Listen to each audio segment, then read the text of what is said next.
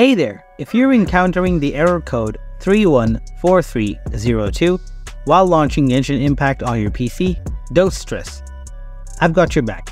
Let's walk through the solution step by step to get you back into the game. Ready? Solution 1. Repair the game. Right-click on Genshin Impact shortcut, then click on the Open File location. Explore the Genshin Impact game folder. Open the Genshin Impact data folder. Delete the plugin folder. Launch Genshin Impact Launch. Click on the hamburger icon next to the launch button. Select Repair Now. Confirm to start the repair process.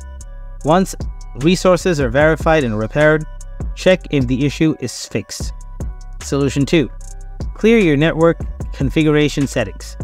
Click on the search icon and type CMD. Right-click on the command prompt, opt for Run as Administrator, and click Yes. Enter netsh winsock reset and press Enter. Then input this text and hit Enter. Afterwards, type this text and hit Enter. Now type this text and press Enter. Next up, insert the following text and hit Enter. Rest assured, I'll include these commands in the video description.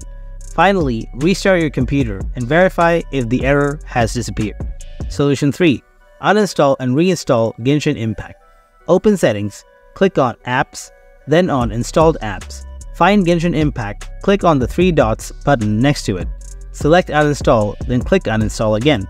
Click Yes to give permission. Open this link in your browser. Click on PC Download. Open the installer, click Yes to give permission.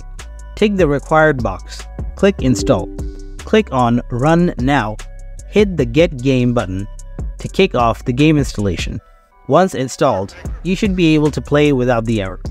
And that's it. That's how you successfully fix error code 314302 in Genshin Impact on your computer. If this video was helpful, give it a thumbs up, and if you have any questions, drop them in the comment section below. Thanks for watching.